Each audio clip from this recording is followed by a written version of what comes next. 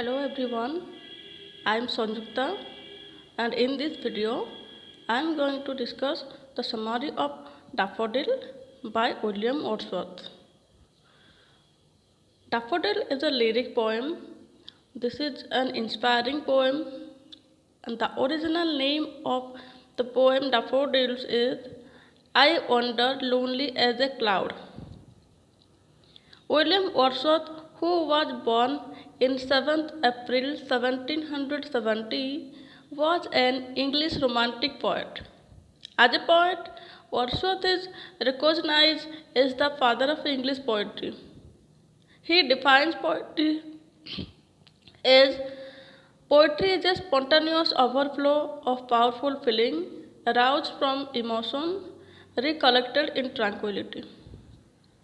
The poem was published in 1807. Daffodils are bell-shaped flowers of golden color. They bloom in early spring. The daffodils plant grows naturally by the side of lakes. Now, the stanza of the poem is the first stanza. I wandered lonely as a cloud that floats on high over vales and hills, when all at once I saw a crowd, a host of golden daffodils, beside the lake beneath the tree, fluttering and dancing in the breeze. Once the poet was wandering alone like a stray piece of cloud, which floats on over valley, hill, and mountains. Suddenly, the poet noticed a large number of golden-colored daffodils, which were bloomed by the side of the lake under the tree. The daffodil flowers were moving, which seems they were dancing with gentle wind.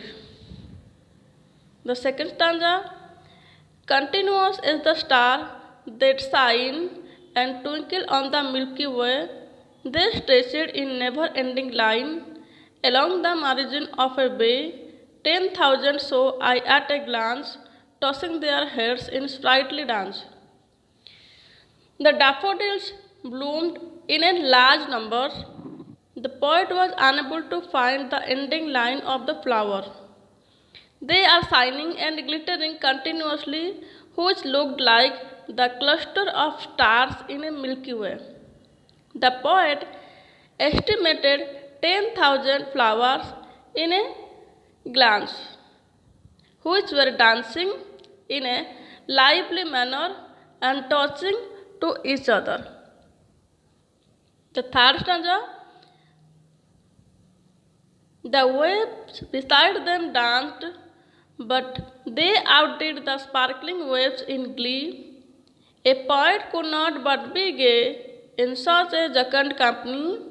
I gazed and gazed, but little thought what wealth the show to me had brought. The waves in the lake danced, but the daffodils surpassed them in cheerfulness. The poet could not help feeling happy in such a cheerful company. The poet was overwhelmed at the sight and continued to look at, without thinking of how much he was earning for future. But the joy was profound and permanent. The final stanza, for oft when on my couch I lie, in vacant or in pensive mood, they flash upon that inward eye, which is the bliss of solitude, and then my heart with pleasure fills and dances with the daffodils. Afterwards, the poet could realize that the skin of the daffodils had occupied permanently in his mind. Whenever he lays on his couch, either with a vacant or a thoughtful mind, the sight reappeared before his mind's eyes and filled his heart with immense pleasure and dances like the daffodils. Thank you.